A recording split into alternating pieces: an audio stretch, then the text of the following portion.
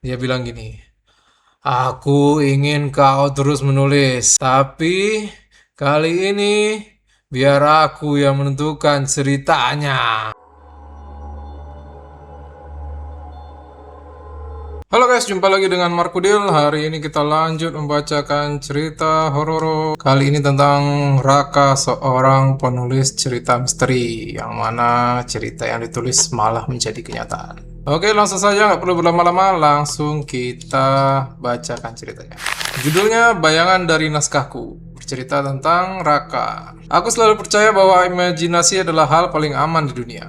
Sebab semua yang lahir dari kepala akan hanya berdiam di sana. Di antara nadi, saraf, dan layar monitor yang menampilkannya dalam bentuk kata. Tapi malam ini, aku nggak lagi yakin. Namaku Raka, seorang penulis cerita horor lepas. Tiap malam aku duduk di meja kerja di apartemen kecil lantai 8, menatap layar laptop sambil ditemani secangkir kopi dingin dan tumpukan draft cerita. Oke, jadi dia si Raka, penulis cerita horor lepas, ya, tinggal sendiri di apartemen kecil. Aku menulis apapun yang terlintas di kepala, tentang rumah tua, arwah penasaran, bayangan di cermin, suara langkah di lorong kosong.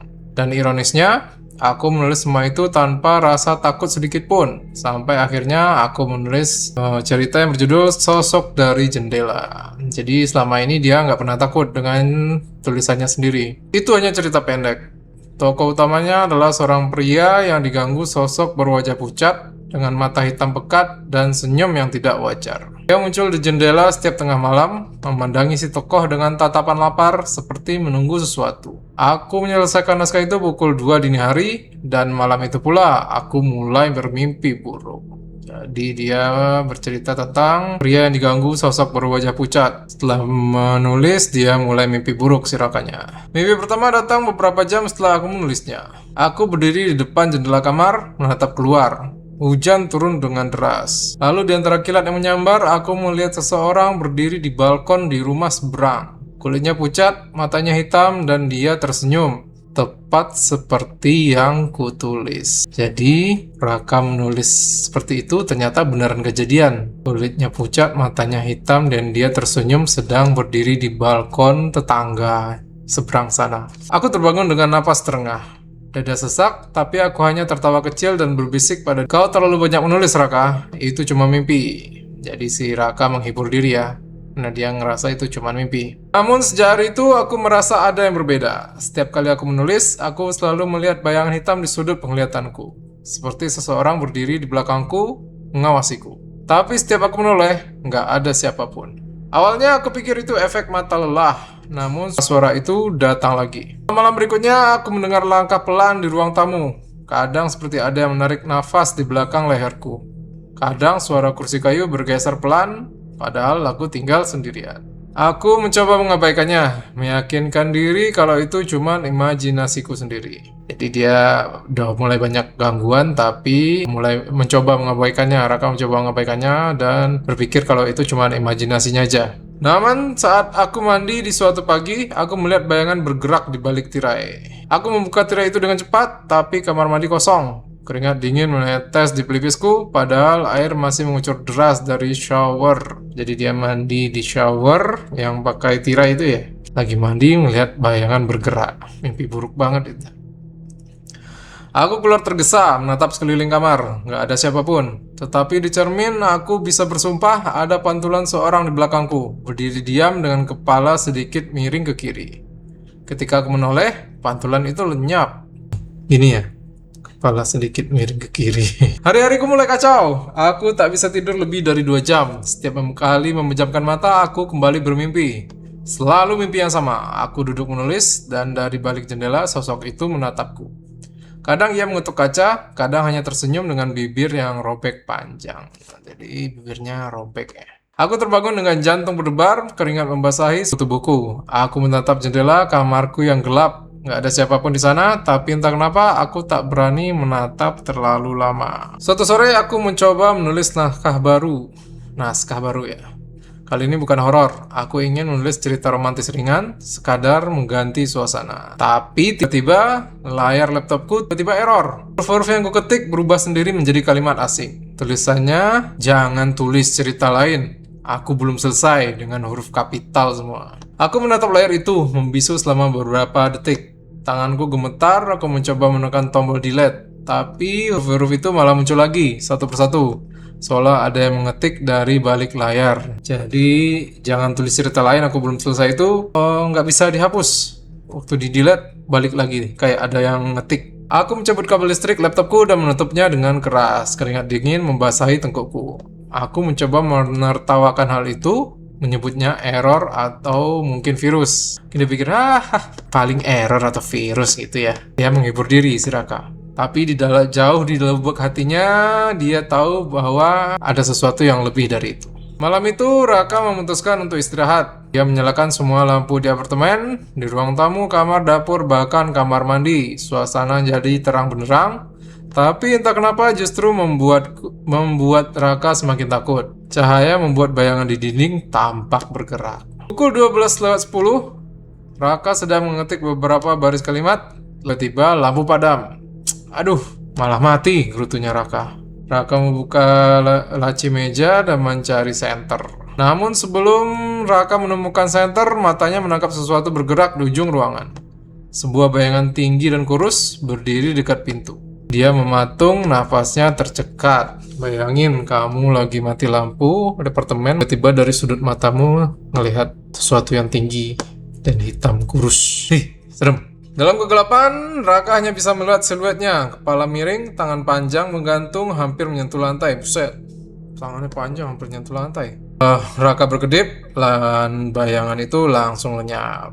Raka segera berlari ke dapur mencari korek dan lilin. Tangannya gemetar saat menyalakannya. Begitu ruangan sedikit terang, dia menatap sekeliling dengan napas memburu. Kosong. Gak ada siapapun, hanya ada suara detak jantungnya si Raka. Tapi saat berbalik ke arah meja, lilinnya hampir jatuh. Di layar laptop yang masih tertutup, ada bekas sidik jari hitam, seperti tangan penuh jelaga menempel di sana. Kayak jelaga itu arang ya, kayak ada tangan yang habis megang arang lah, nempel di laptopnya. Raka mundur perlahan, nahan nafas. Suara bisikan terdengar lagi dari balik pintu kamar. Katanya, tulis aku lagi. Raka menjatuhkan lilin. Api kecil di lantai menari sebentar sebelum padam. Raka nggak tahu bagaimana melewati malam itu, tapi yang dia ingat, dia bersembunyi di bawah selimut sampai pagi. Pagi harinya, dia memutuskan keluar dari apartemen. Butuh udara segar, pikirnya. Dan Raka pun pergi ke kafe langganannya ya, membawa laptop untuk memeriksa file-file naskah ceritanya. Namun, anehnya, file dari sosok dari jendela nggak ada lagi. Hilang, padahal Raka nggak pernah hapus. Jadi, file cerita horor yang terakhir dia tulis, yang sosok dari jendela itu hilang. Padahal Raka nggak pernah hapus. Raka menelusuri folder satu persatu, dan di antara file lama yang sudah dilupakan, Raka menemukan dokumen tanpa nama. Raka sih berharap itu file duplikat ceritanya, tapi saat dibuka hanya ada satu kalimat di dalamnya, yaitu, aku sudah masuk. Raka langsung menutup laptop, tangannya dingin dan jantungnya berdetak cepat. Orang-orang di sekitarnya nggak tahu apa-apa, mereka sibuk dengan kopi dan laptop masing-masing. Sementara Raka merasa seperti sedang duduk di ambang kegilaan. Menjelang sore, Raka pulang. Langitnya mendung, jalanan basah sisa hujan. Saat memulai membuka pintu apartemen, aroma lembab dan besi berkarat langsung menyambut si Raka. Seolah ada sesuatu yang meninggoy di dalam. Raka menelan ludah, lalu perlahan masuk perlahan, dan kakinya berhenti di depan meja. Dan di atas meja ada apa, coba tebak? Ada naskah sosok dari jendela tergeletak dalam bentuk printout. Padahal Raka nggak pernah ngeprintnya. Atau ada print-printan di atas meja kerjanya. Print-printan dari cerita terakhir dia yang sosok dari jendela. Padahal sama sekali belum pernah di-print. Di halaman terakhir ada tambahan tulisan tangan dengan tinta merah. Bertuliskan, kau menulis aku, sekarang biar aku menulis akhir untukmu. Raka menjatuhkan kertas itu dan berlari keluar kamar. Tapi pintu apartemen nggak bisa dibuka. Handle-nya seperti terkunci dari dalam. Raka menarik sekuat tenaga, menendang, memukul, tapi pintunya nggak bergeming. Kemudian dari arah kamar terdengar suara gesekan pelan seperti kuku menyeret di lantai. Langkahnya semakin dekat, Raka memulihkan wajah dengan tubuh gemetar. Dari balik pintu kamar yang setengah terbuka, sesuatu keluar perlahan. Bayangan hitam itu dengan senyum panjang menyeringai dari Nyeringai dari telinga-telinga dari sini berarti ya. Itu lebar sekali mulutnya. Ia tidak punya bola mata. hanya 2 lubang hitam yang menganga. Kulitnya retak seperti kertas gosong yang nyaris hancur, dan dari tenggorokannya keluar suara lirih. "Kamu menulis begitu sempurna, Raka." Raka terjatuh ke lantai, merangkak mundur. Tangannya bergetar, air mata menetes tanpa sadar. "Ah, apa yang kau mau dariku?" kata Raka dengan suara bergetar. Ia mendekat, makhluk itu mendekat, langkahnya meneret di lantai. Dia bilang gini, "Aku ingin kau terus menulis, tapi kali ini biar aku yang menentukan ceritanya." Bayangan itu nunduk, dan tiba-tiba seluruh lampu menyala lagi. Raka menutup wajah, dan ketika membuka mata semuanya hilang. Kosong, seolah nggak ada terjadi apapun. Sejak malam itu, Raka nggak bisa berhenti menulis. Tangannya seolah bergerak sendiri di atas keyboard, mengetik cerita yang bahkan tidak dia mengerti.